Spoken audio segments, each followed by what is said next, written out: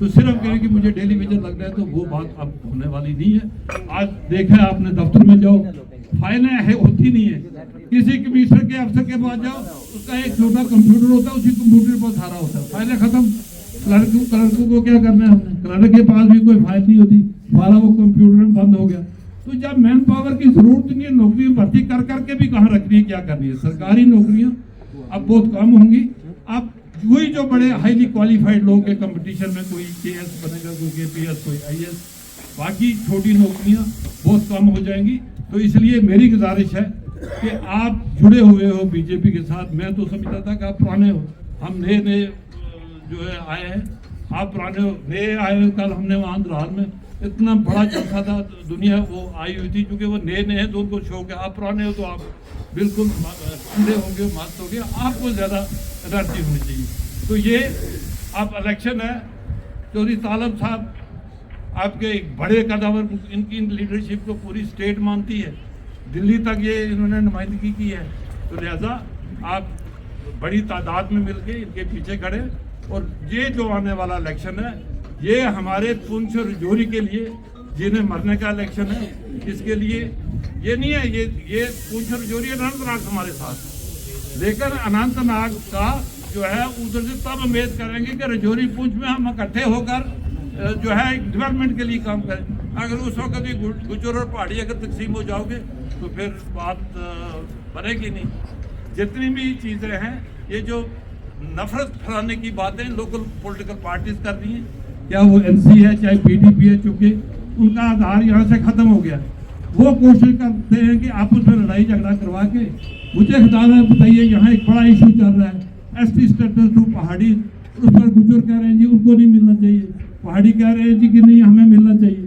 تو گورنمنٹ نے اتنی سنجیدہ کوشش کر کے بڑے ہوشیاری سے, بڑے اچھے طریقے سے دونوں کمیونٹیوں کو انہوں نے خوش کرنے کی کوشش کی, لیکن اس کو عام لوگ جو ہے یہ پولیٹیکل پارٹیاں ایکسپلائٹ کر دی ہیں. انہوں نے کہا گورنمنٹ نے کہ اگر ہم پہاڑیوں کو ایس ٹی دیں گے تو گجر کمیونٹی کا کوئی چھیڑ چھاڑ نہیں کی, ان کے 10% میں 1% بھی نیچے اوپر نہیں ہوگا. تو خطار ہے مجھے بتائیے, اگر ان کو علیحدہ رکھا جاتا ہے, ان کے ساتھ کوئی شمولیت نہیں کی جاتی, تو کسی کو کیا اعتراض ہے؟ اس میں اعتراض نارملی طور پر نہیں ہونا چاہیے, کیونکہ ان کا انٹرسٹ تو سیو ہو گیا. لیکن اس کے باوجود جو پولیٹیکل پارٹیاں ہیں, کیونکہ ان کا آدھار ختم ہو گیا, پہاڑی بھی گئے تو گجر بھی چلے گئے, تو وہ کیا کریں گے؟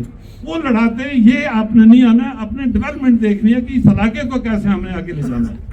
اگر یہاں کوئی ٹورزم کے پچھلا ایریا ٹورزم میں آئے گا تو وہ سب کے لیے ہوگا. یہاں اگر ریلوے لائن آئے گی تو وہ سب کے لیے ہوگی. یہاں اگر مغل روڈ کا ٹنل بنے گا تو وہ سب کے لیے ہوگا. اس میں تقسیم نہیں ہے. تو ہمیں تقسیم والی چیزوں کی طرف نہیں جانا ہے, ہمیں ان چیزوں کی طرف جانا ہے جس میں ہم سارے کٹھے ہو کر چلیں گے, کٹھے ہو کر جو ہے جس کا ہمیں فائدہ اٹھائیں گے. اور میں آپ کو بتاؤں کہ ہمارے لیے پونچھ رجوری کے لیے بی جے پی سے بڑھ کے اور کوئی جماعت ہو ہی نہیں سکتی ہمارے لیے, کیونکہ وہ جتنی ہماری ترقی کر سکتے کوئی نہیں کر سکے. کوئی فائدہ نہیں. اب جو جان کریں گے بھائی مودی نے, بھارتیہ جنتا پارٹی نے دی ہے, یہ بچے کے سامنے اس کو دہانے کی ضرورت نہیں ہے. ہمیں چاہیے کہ ہم وہ کام, وہ جماعت, وہ راستہ اختیار کریں جس سے ہمارے لوگوں کو فائدہ ہو. ایمانداری کی بات ہے, آج تک جو بھی جماعتیں ہیں ہم سوچ ہی نہیں سکتے. اگر وہ اسکیمیں جیسے اقبال ملک صاحب نے تشریح کی ہے, اس کے علاوہ بھی اور بڑی اسکیمیں ہیں. نریندر مودی کی مظاہرہ مجھے یاد نہیں لگتا, اتنی اسکیمیں ہیں کہ کہنے کی بات ہی نہیں. آج تک کسی جماعت نے جب نہیں سوچا, تو آپ وہ اسکیمیں آپ کے سامنے آ رہی ہے تو ہمیں کیا ہے. اس سے پہلے بھی اگر ہندوستان میں کوئی پرائم منسٹر ہوتا تھا, وہ نہ کوئی ملک تھا, نہ کوئی گجر تھا, نہ مرزا تھا, نہ کچھ تھا, ہمارے ہندو بھائی ہوتے تھے, ٹھیک ہے نا. اب بھی وہی ہے. تو ہم نے دیکھنا ہے ان سے ہمارے لیے زیادہ فائدہ دینے والی جو جماعت ہے وہ کون سی ہے, وہ آپ کے سامنے ہے. تو مجھے آج بڑی خوشی ہوئی, یہاں کافی لوگ شامل ہوئے, اور میں بھی شامل ہو گیا آپ کے ساتھ ہی اپنے نیتا ان لوگوں کے سامنے. تو آپ یقین رکھیں اپنے جو نیتا ہیں ان پہ, اور جو بھی پارٹی کا حکم ہو اس پہ آپ نے ڈٹ کے عمل کرنا ہے, تاکہ ہر وہ اچھی بات جس کا رزلٹ ٹھیک ہو وہیں سے بتا سکتا ہے. بہت بہت شکریہ. یہ ہے کہ میری آنکھوں میں آنسو آتے ہیں اللہ کی طرف. اس وقت میری جو ہے نا دل ले बीना भी कर खुदा से तलब कि आँख का नूर नूर नहीं, इल्म में भी है सुरूर लेकिन ये वो जन्नत है जिसमें हूर नहीं। ये आँख का नूर जो है उसको खुद मेरा अल्लाह को देखता है। मैं कहता हूँ मेरे अल्लाह मैं इस लायक नहीं हूँ, ये मेरी क्यों तारीफ कर रहे हैं। लेकिन एक बात जरूर आप बताइए, आप में से मैंने ज़ात पात ये जो है लंत हैं इसके खिलाफ मैंने जदोजहद की है और मैं आइंदा भी करता रहूँगा। मैं इसके लिए MLA बनूँ ना बनूँ मुझे इसकी कोई गरज नहीं, मैं बहुत बन चुका। आपने कितनी बार बनाया, अगर एक दफ़ा नहीं बनाया तो मुझे नाराज़ होना चाहिए। मैं क्यों नाराज़ हो जाऊँगा आपसे। अब मलिक साहब ने ऐसी तकरीर कर दी है, मुझे भी ख्याल आता है लेकिन मेरे पास इतना वक्त नहीं है। मैंने मलिक साहब को खुली इस वक्त छुट्टी दी थी कि मैंने कहा ये तकरीर खुदा करे अंजाम जहाँ से शुरू किया अंजाम भी इसी तरह करेंगे, तो वैसा इन्होंने किया।